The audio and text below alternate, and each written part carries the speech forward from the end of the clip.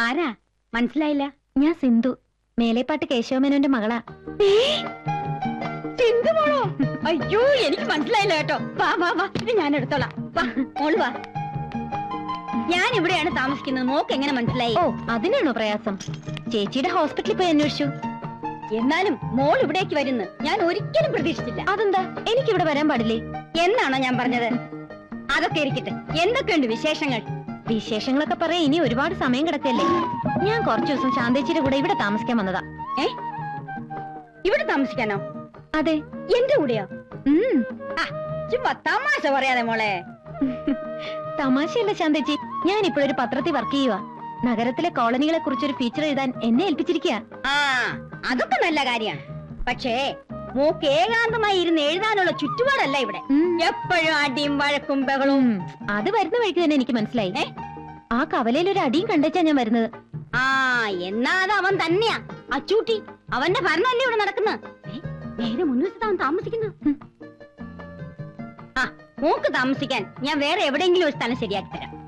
ശാന്തേച്ചി ഉള്ളപ്പോ ഞാൻ ഇതിനെ പേടിക്കുന്നത്. അല്ല, ചേച്ചി എന്നെ ഇവിടുന്ന് ഒഴിവാക്കാൻ നോക്ക? അയ്യോ, അങ്ങനെയൊന്നും അല്ല മോളെ.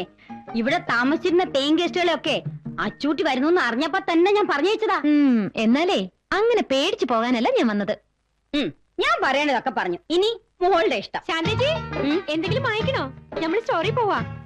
ഒന്നും വേണ്ട സൈനബ. ഇതാരപ്പാ? പുതിയ നഴ്സാ? അല്ല, ഇതെന്റെ മോളാ സിന്ധു. ഇങ്ങനെ ഒരു മോളുള്ള കാര്യം നിങ്ങൾ ഇതുവരെ പറഞ്ഞില്ലല്ലോ. എന്റെ മോളെ പോലെയാന്ന് കുട്ടിക്കോ? സിന്ധുവിന്റെ അച്ഛനോട് എനിക്ക് തീർത്താ തീരാത്ത കടപ്പാടുള്ളതാ. നാട്ടില് സർക്കാർ ആശുപത്രിയിൽ എനിക്ക് ജോലി വാങ്ങിച്ചു തന്നത് സിന്ധുവിന്റെ അച്ഛനാ. അല്ല, ഇങ്ങക്ക് എന്താ പണി? പത്രത്തിൽ എഴുതുന്ന ജോലിയാ. അതെയോ? എന്നാ ഞമ്മളെ പറ്റി എന്തെങ്കിലും എഴുതിക്കോളി, പത്രത്തിൽ വരുമല്ലോ. നമ്മൾ പോട്ടെ. സ്റ്റോറി പോയി വന്നിട്ട് പിടിപ്പത് പണിയുണ്ട്. പിന്നെ കാണാട്ടോ. ചായക്കടക്കാരൻ ഹസനിക്കയുടെ മോളാ സൈനഭ. പാവം കുട്ടിയാ. മോള് യാത്ര ചെയ്ത് വന്നതല്ലേ, ക്ഷീണം കാണും. ആ ഡ്രസ്സൊക്കെ ഒന്ന് മാറ്റ്, അപ്പോഴത്തേക്ക് ഞാൻ കാപ്പി എടുക്കാം.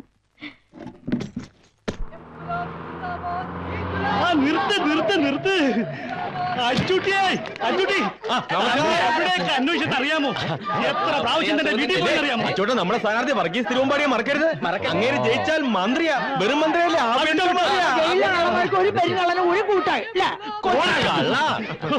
നമ്മുടെ ചിഹ്നം കോഴി ചിഹ്നം. ഇന്ന് വർഗീസ് തിരുവമ്പാടിക്ക് സ്വീകരണം കൊടുക്കുന്ന ദിവസമായിട്ടോ. നമ്മുടെ ചിഹ്നം മറക്കരുത്, കോഴി ചിഹ്നം. വിട്ടോ.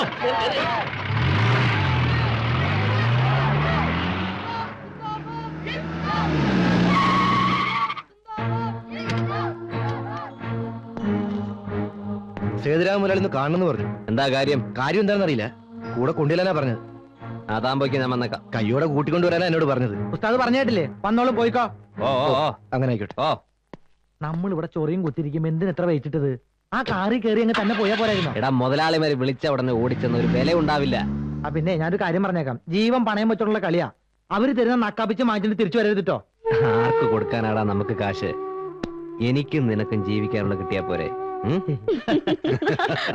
തിരുവമ്പാടി സാറിന് മൃഗീയമായ ഭൂരിപക്ഷം കിട്ടുമെന്നാ തെരഞ്ഞെടുപ്പ് നിരീക്ഷകരുടെ പ്രവചനം. ഇതൊന്നും എന്റെ കഴിവുകൊണ്ടല്ല, എല്ലാം ഈ ഇരിക്കുന്ന വലിയ മനസ്സിന്റെ കാരുണ്യം കൊണ്ടാ. എന്നെ പാർട്ടിയിൽ നിന്ന് കരിവേപ്പല പോലെ പുറത്തെറിഞ്ഞപ്പോ ഞാൻ അഭയം പ്രാപിച്ചത് ഈ തൃപ്പാദങ്ങളിലല്ലേ. തിരുവമ്പാടി സാർ മന്ത്രിയായിട്ട് വേണം എനിക്ക് കുറെ അഴിമതികളൊക്കെ നടത്താൻ. തിരുവമ്പാടി സാർ മന്ത്രി ആവണമെന്നുണ്ടോ? അല്ലാതെ തന്നെ പല രീതിയിലുള്ള അഴിമതികൾ നടത്തുന്നുണ്ടല്ലോ. പിന്നെ സേതു സാറേ, എനിക്ക് പ്രധാനപ്പെട്ട ഒരു കാര്യം പറയാനുണ്ടായിരുന്നു. ഒരു ഹെൽത്ത് ക്ലബ്ബ് തുടങ്ങിയാലോ എന്ന് ആലോചിക്കുകയാണ് ഞാൻ. ലേഡീസിനും ജെന്റ്സിനും ഒരേ സമയത്ത് ബോഡി ഷേപ്പ് ചെയ്യാനുള്ള എ വെൽ സൊഫിസ്റ്റിക്കേറ്റഡ് ക്ലബ്ബ്. ദേവയാനിയുടെ ആരോഗ്യപരമായ നീക്കം എന്തുകൊണ്ടും സ്വാഗതാർഹമാണ്. ബോഡി ഷേപ്പ് ചെയ്യണമെന്ന് തോന്നുമ്പോ ശങ്കയില്ലാണ്ട് കേറിച്ചല്ലോ. Most welcome. പക്ഷേ ഇതിനെല്ലാം സേതു സാറ് കനിഞ്ഞല്ലേ പറ്റൂ. ഇന്നുവരെ ദേവയാനി പറഞ്ഞത് എന്തെങ്കിലും ഞാൻ നടത്തി തരാതിരുന്നിട്ടുണ്ടോ? പ്രോജക്ട് റിപ്പോർട്ട് ഉടനെ തയ്യാറാക്കിക്കൊള്ളൂ. Hello sir. വരാൻ പറയൂ. അവനാ അച്ചൂട്ടി.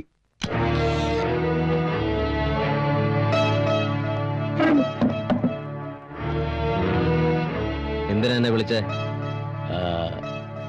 എന്നാ ഞങ്ങളങ്ങോട്ട്.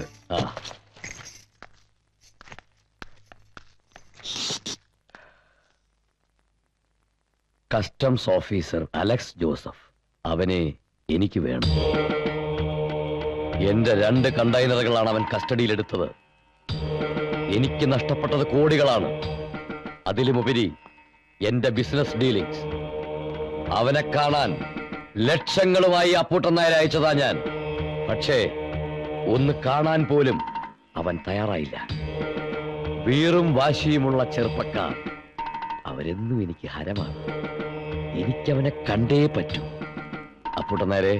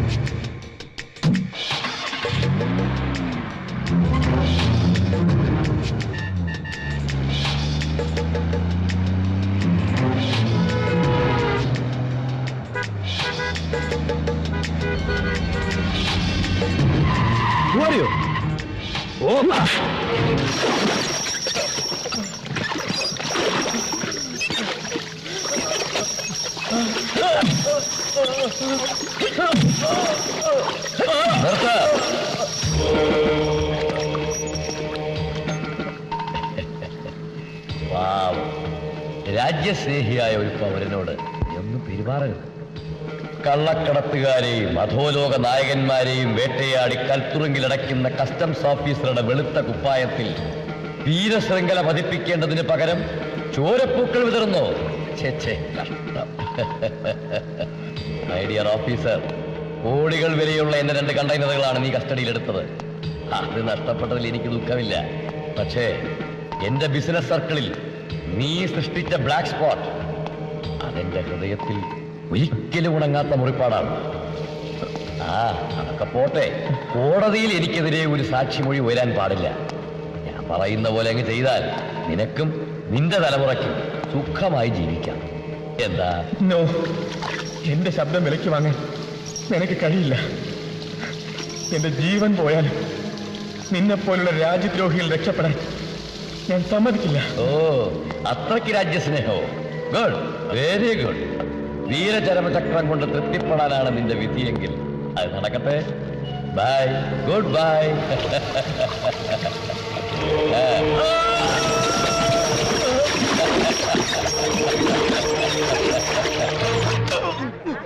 ഒരു പേക്ക് കൂടെ കൊണ്ടുപോകാനാ. വാള് കൊടുവാള് മാറിക്കടാ. നമസ്കാരം. ഓടീച്ചനാണല്ലേ? അങ്ങനെ ചോദിച്ചേ. അല്ല, ഇപ്പോഴത്തെ കാലത്ത് കാശുണ്ടെങ്കിൽ മാത്രം മാറി വരാൻ പറ്റുള്ളേ. അതുകൊണ്ടാ ഇതൊരു മത്സരമായിട്ട് ആരും കാണരുത്. നന്നാവണൊരു നന്നായിക്കോട്ടെ ഉസ്താദേ, നമുക്കെന്താ കുഴപ്പം? അല്ല, നല്ലത് നായിക്ക് തരില്ലല്ലോ. ബില്ല് ഞാൻ നോക്കാം. 750 രൂപയോ? ഉസ്താദെ, ബില്ല് കറക്റ്റ് ആണോ നോക്കിയാൽ? അതൊന്നും നോക്കേണ്ട ആവശ്യമില്ല, എല്ലാം കറക്റ്റ്.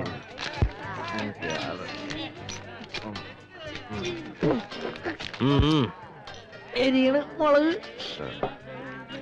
ഈ കണക്കിന് പോയ പെരയുടെ ആധാരം പറമ്പൂടെ പണയം വെക്കേണ്ടി വരുന്ന തോന്നണേ. അത് പൊട്ടിച്ചില്ലേ?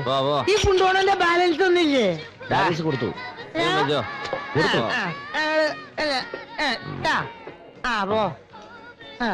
അത് പൊട്ടി. Okay, good night. ഓ, അല്ലെങ്കിൽ ഇത് ഉണ്ടായിട്ട് ഞാനും ഇത്ര ചോദിച്ചാ കയ്യിലുള്ള കാശ് ഒറ്റടിക്ക് തീർക്കാം. എടാ, നാളെ നമ്മള് ജീവിച്ചിരിക്കുന്നത് വല്ല ഉറപ്പുണ്ടോ? അങ്ങനെയാണ് നമുക്ക് ജീവിക്കാൻ പറ്റോ? ആകാശത്തിലെ പറവുകൾ വിതയ്ക്കുന്നില്ല, കൊയ്യുന്നില്ല, എന്നിട്ട് അവന്മാര് ചുമ്മാ ലാവിഷായിട്ട് ഇങ്ങനെ ജീവിക്കില്ല. അത് പറവാ, ഇത് നമ്മള്. പറവയ്ക്ക് എന്തും ചെയ്യാം. പറവയുടെ കളി കൈവിട്ട കളി, നമ്മുടെ ഈ കളി തീക്കളി. അത് ഓർത്തോ? ഇത് കൊള്ളാമല്ലോ. ഒന്ന് കൊള്ളാം. പിടി ഉസ്താദേ. ഒന്നുകൂടെ ആക്രാന്തം ആക്രാന്തം പിടി പിടി ഇല്ലേ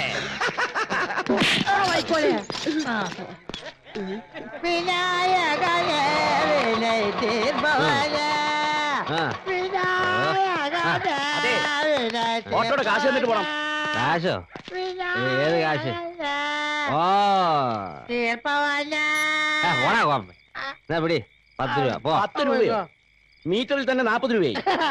ഞങ്ങള് മീറ്റർ മേടിച്ചില്ലല്ലോ അല്ലേ? ബാക്കി പൈസ തരണം. ഏടാ പോടാ, തന്ന മേടിച്ചോണ്ടങ്ങ് പോയാ മതി. പാതിരാത്രി വരെ ലോകം മുഴുവൻ ചുറ്റിയിട്ട് എന്ത് വർത്തമാനാ പറയുന്നേ? ലോകം മുഴുവൻ ചുറ്റിയോ? എടാ മണിയാ, നമ്മള് സ്റ്റാൻഡിൽ നേരെ ഇങ്ങോട്ടല്ലേ പോന്നെ? ഇങ്ങോട്ട് വരുമ്പോ എവിടൊക്കെ പോയി? എവിടെയൊക്കെ പോയാടാ നമ്മള്? ഇങ്ങോട്ട് വന്നപ്പോ പട്ടണം ചാണ്ടയുടെ വീട്ടില് ഒരു 1 and half, ബ്രാൻഡി ഷാപ്പിൽ ഒരു 30 മിനിറ്റ്, അത്ര എനിക്ക് ഓർമ്മയുള്ളൂ അല്ലേ? കാശെടുക്കണം.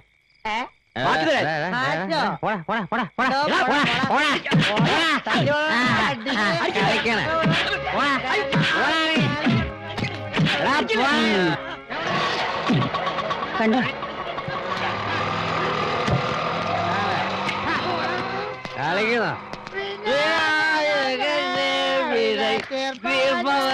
ഇതിവിടുത്തെ സ്ഥിരം പതിവാ. നീ ഇത് കണ്ട് പേടിക്കൊന്നും വേണ്ട. വാ, ഒന്ന് കിടക്കാൻ നോക്ക്.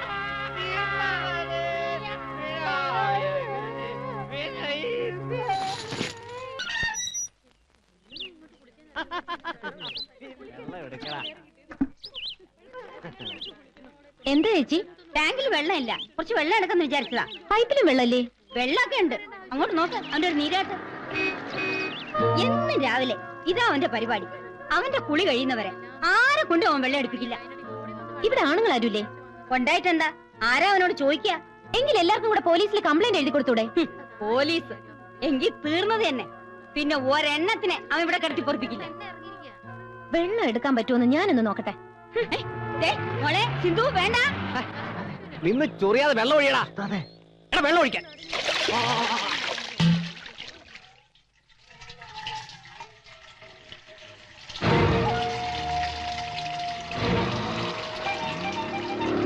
ആരാടി വെള്ളം എടുക്കാൻ പറഞ്ഞേ? ചോദിച്ച കേട്ടില്ലേ?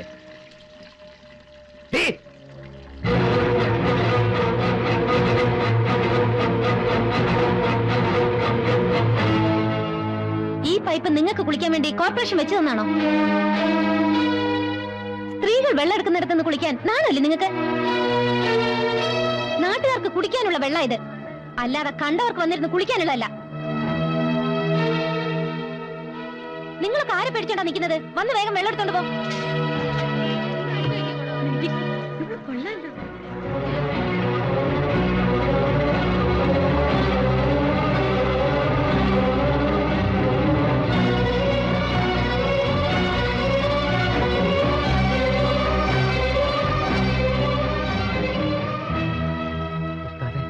ഏതാ പെണ്ണ്? ഒരു ബീഡിതാ.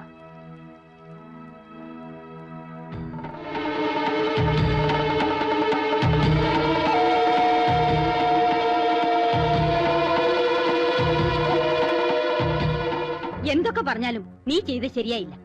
എന്തും ചെയ്യാൻ മടിക്കാത്തവനവൻ. ഇങ്ങക്ക് ഇത് എന്തായി പോയിന്ന്? പിരാന്തുണ്ടോ? ഇതുവരെ മൂപ്പരെ മുഖത്ത് നോക്കിയിട്ട് ഒറ്റ കുട്ടി എതിർത്ത് വർത്താനം പറഞ്ഞിട്ടില്ല. ഇങ്ങള് സൂക്ഷിച്ചോളി. അയാൾ എന്ത് ചെയ്യുന്ന പറയുന്നത്? നിങ്ങളെപ്പോലുള്ളവർ പേടിച്ച് ഓച്ചാൻസ് നിന്നിട്ട് അയാൾ ഇവിടെ കിടന്ന് വിലസുന്നത്. ചോദിക്കാനും പറയാനും ആരും ഇല്ലാന്ന് വന്നാ ആർക്കാ ഗുണ്ടായിസം കാണിക്കാൻ പറ്റാത്തത്? നീ പറയുന്ന പോലെ അല്ല മോളെ. ഇവിടുത്തെ വലിയ വലിയ ആൾക്കാർക്കും പോലീസുകാർക്കും ഒക്കെ വേണ്ടപ്പെട്ടവനവൻ. ശരിയാട്ടോ, അവരൊക്കെ മൂപ്പര് വെച്ച് മുതലെടുക്കുക.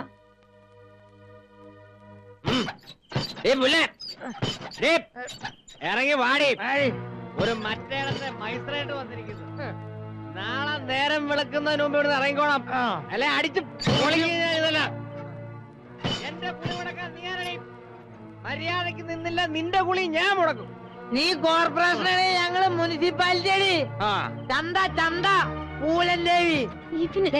മോളെ നീ അവിടെ ഇരിക്കും. അവനൊരു കുടിയനാ. അവനെന്തെങ്കിലും പറഞ്ഞെന്ന് വിചാരിച്ച് നീ അവിടെ ഇരിക്കും. എന്താണ് ഒക്കെ ചത്തോ? നമ്മള് സംസാരിച്ച് നമ്മടെ വല കളയണ്ട. വാ നമുക്ക് പോവാം. ഒരു പട്ടിനെ കാണില്ല. നേരം വെളുക്കുമ്പോ ഒറ്റയെണ്ണത്തിനോടെ കണ്ടേക്കരുത്. ഞാൻ നാളെ നേരം വെളുക്കാതിരിക്കാൻ വേണ്ടി എടപ്പള്ളി പള്ളിയിൽ 8 മെഴുതി കത്തിച്ച് പ്രാർത്ഥിച്ചോടി. ഞങ്ങളെ സ്വഭാവം അറിയില്ല.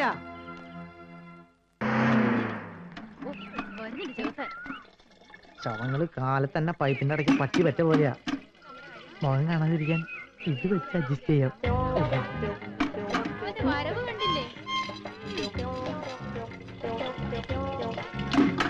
ഇതടി.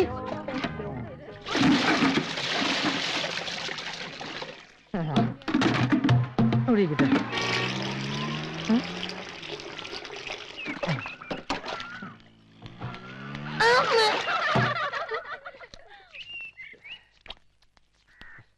എവിടെയായിരുന്നടാ ഇത്ര നേരം? അടുപ്പില് ഉസ്താദ് ഒരു കാര്യം ഞാൻ പറഞ്ഞേട്ടോ. വെള്ളം തൂക്കി തൂക്കി എന്നെ നടു ഒടിഞ്ഞു. ഒന്നില്ലെങ്കിൽ കുളി പൈപ്പിന്റെ അടുക്കലേക്ക് ആക്കാം, അല്ലെങ്കിൽ പൈപ്പ് എടുത്ത് കുളിപ്പരയിൽ വെക്കാം. ഇതൊന്നും പറ്റില്ല, കുളി വേണ്ടെന്ന് വെക്കാം. വെള്ളം എടുക്കുമ്പോ എന്റെ തോല് കരിഞ്ഞു പോയി. എവിടെന്നാ വന്നൊരു പീറ പെണ്ണ് മരട്ടിന്ന് പറഞ്ഞ് ചോർന്നു പോകുന്നതാണ് ഉസ്താദിന്റെ വീര്യം. മതി ചലച്ചത്. ഓപ്പേ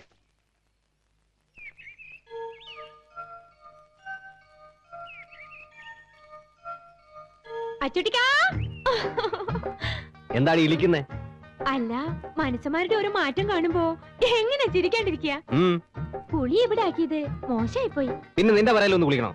അത് ബാപ്പയോട് ചോദിക്കണം. ഓടിയോടുന്നു നിന്ന് കിണുങ്ങുന്നു. ഇങ്ങളെന്താണ് ചൂടാവണേ? അതെ, നമുക്കൊരു കാര്യമുണ്ട് പറയാൻ. നിങ്ങൾ ആരുടെ മുമ്പിലും തോക്കരുത്. എല്ലാവരുടെ മുമ്പിലും എന്നും വമ്പനെ കാണുന്ന ഞമ്മക്കിഷ്ടം. താത്തക്കുട്ടിയെ, ഈ ഒറ്റയാന്റെ കൊമ്പി തന്നെ വേണം ഊഞ്ഞാലാട്ടം. അവൾക്ക്